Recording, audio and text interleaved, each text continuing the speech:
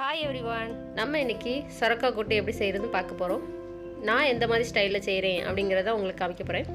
சொரக்காவை நல்லா தோல் இலக்கிட்டு எடுத்து வச்சுருக்கேன். நல்ல பெரிய சைஸ் சொரக்காவை 3 பீஸாக எடுத்து வச்சுருக்கேன். இது சின்ன சின்னதாக நம்ம இப்போ நறுக்கிக்கலாம். அது கூட ஒரு 1/4 கப்பு சிறுபயிறு எடுத்திருக்கேன். கடலைப்பருப்பு போட்டாலும் நல்லா தான் இருக்கும், சிறுபயிறு போட்டாலும் ஒன்றும் ப்ராப்ளம் இல்லை. நான் இன்றைக்கி சிறுபயிறு எடுத்திருக்கேன். இப்போ இதை நம்ம கழுவிட்டு நம்மளுக்கு தேவையான அளவு தண்ணி ஊற்றி நம்ம வேக வச்சுக்க போகிறோம். உங்களுக்கு எவ்வளோ தேவையோ அவ்வளோ தண்ணி ஊற்றிக்கோங்க. நான் தண்ணி ஊற்றியாச்சு. என்ன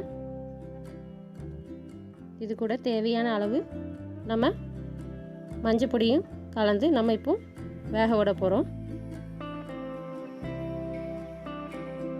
நான் ஒரு 1/4 ஸ்பூன் போடுறேன்.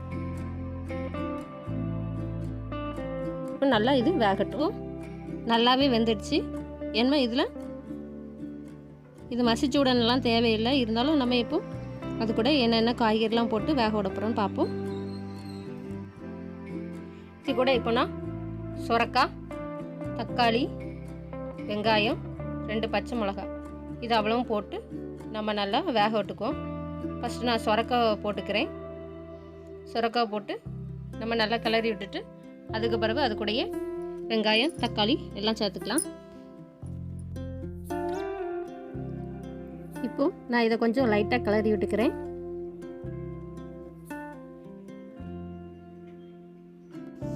அது கூடயே நம்ம இப்போ தக்காளி, வெங்காயம், பச்சை மிளகாய் எல்லாத்தையும் நம்ம இப்போ வேக விட்டுக்கலாம். பச்சை மிளகாய் வந்து நான் 2ஆக கீறி இருக்கேன், வேறு நீளமாக தான் போட்டிருக்கேன். இப்போ கொஞ்சம் நம்ம கிளறி விட்டுக்குவோம். உங்கள் வீட்டில் எல்லாருமே நிறைய உரைப்பு சாப்பிடுவாங்கன்னா கூட கொஞ்சம் மிளகாவும் கூட 2 சேர்த்துக்கலாம். நான் இப்போ உரைப்புக்கு வாசமாகவும் நல்லா இருக்கிறதுக்காண்டி நான் சாம்பார் பொடி வந்து 1 ஸ்பூன் எடுத்துக்கிறேன். சாம்பார் பொடி போடும்போது இன்னும் டேஸ்ட் நல்லாயிருக்கும். நீங்கள் வேணால் 1.5 ஸ்பூனாலும் எடுத்துக்கோங்க. நான் 1 ஸ்பூன் சேர்த்துக்கிறேன். லைட்டாக கிளறி விட்டுட்டு நம்ம இது கூட எவ்வளோ தேவையான தண்ணி வேணுமோ அந்த தண்ணியை இப்போ நம்ம சேர்த்துக்க போகிறோம். நான் வந்து இன்றைக்கி சப்பாத்திக்கு தான் சைட் டிஷ்ஷாக இது செய்ய போகிறேன். அதனால் நான் நிறைய தண்ணி சேர்த்துக்கல. கொஞ்சம் கிரேவியாக இருந்தால் தானே நல்லாயிருக்கும். அதனால் லைட்டாக தான் சேர்த்துருக்கேன்.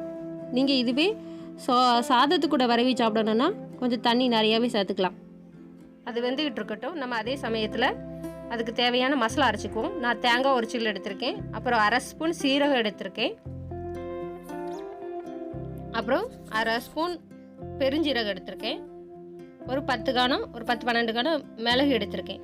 இது அவ்வளோத்தையும் நம்ம இப்போ மிக்ஸி கப்புக்கு மாற்றிட்டு நல்லா கிரைண்ட் பண்ணிக்குவோம். கிரைண்ட் பண்ணுறது வந்து நல்லா சாஃப்டாகவே பண்ணிக்கோங்க.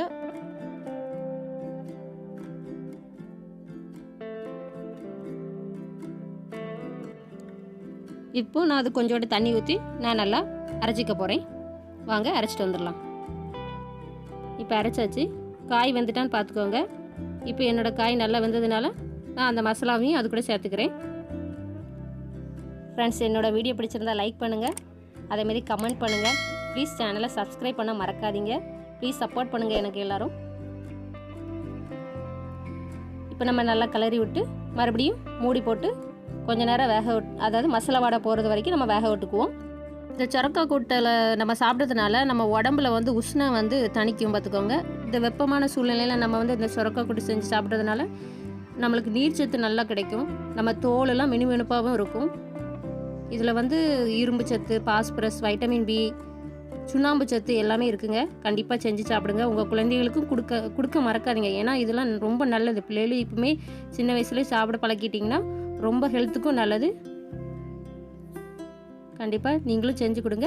இந்த ரெசிபி எப்படி இருந்துன்னு கமெண்ட் பாக்ஸில் சொல்ல மறக்காதீங்க. நம்ம இப்போ இதை நல்லா வேக விட்டுக்கிடுவோம். அதே சமயத்தில் சைடில் நம்ம இதுக்கு தால்சமும் ரெடி பண்ணிக்குவோம். மசாலா வேகிறதுக்கு ரொம்ப நேரம்லாம் எடுக்காது. கொஞ்சம் அடுப்பை ஹை ஃப்ளேமில் வச்சிங்கன்னா அது கொதிச்சுட்டு இருக்கும். அதே நேரத்தில் நம்ம தால்சமும் ரெடி பண்ணிக்கலாம். இந்த மசாலா சேர்க்கும் போதே நான் உப்பும் சேர்த்துட்டேன், சொல்ல மறந்துட்டேன், சாரி. இப்போ நம்ம இதை மூடி போட்டு வேக விட்டுக்கலாம். இப்போ நான் ஃப்ரைங் பேன் எடுத்திருக்கேன். அதில் உங்களுக்கு எவ்வளோ தேவையான எண்ணெய் வேணுமோ அதை ஊற்றிக்கோங்க. நான் வந்து ஒரு 1.5 ஸ்பூன் எடுத்திருக்கேன்.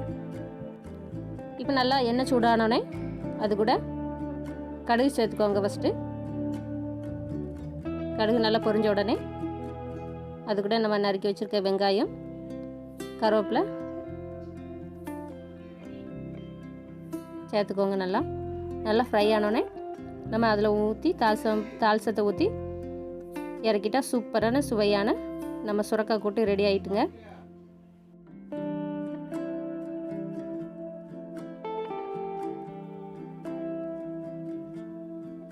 நம்ம கூட்டை பார்க்கும்போதே சாப்பிடணும் போல் தோணுது இல்லையா? இப்போ கூட்டை சூப்பராக ரெடி ஆகிட்டு இதுக்கு நான் இப்போ சப்பாத்தி போட்டுக்க போகிறேன். வாங்க சப்பாத்தி போட்டுக்கலாம்.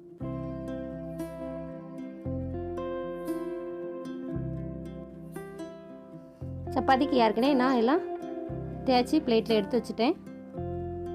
லைட்டாக மாவு தடவி வச்சிங்கன்னா அப்படி ஒன்றுக்கு ஒன்று ஒட்டாது, நல்லாவே இருக்கும்.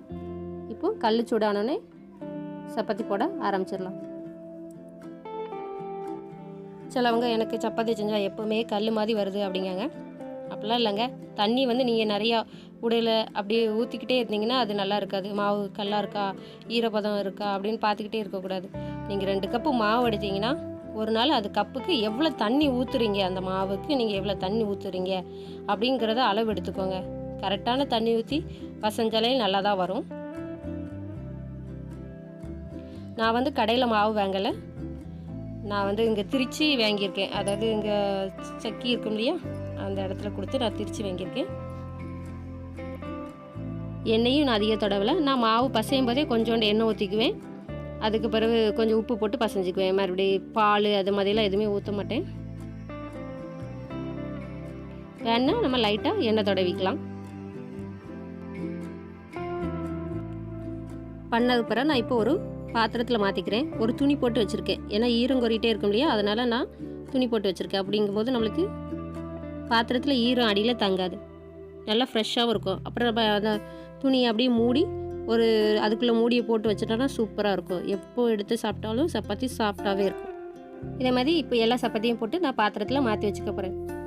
மீண்டும் அடுத்த ரெசிப்பியில் சந்திக்கலாம். அது வரைக்கும் உங்களிடம் விடைபெறுகிறேன். பாய், நன்றி, வணக்கம். உங்களுக்கு இந்த வீடியோ பிடிச்சிருந்தால் லைக் பண்ணுங்கள், சப்ஸ்கிரைப் பண்ணுங்கள், மறக்காமல் பெல் பட்டனை ப்ரெஸ் பண்ணுங்கள், நோட்டிஃபிகேஷனில் ஆல்ங்கிறத செலக்ட் பண்ணுங்கள். தேங்க்ஸ் ஃபார் வாட்சிங்.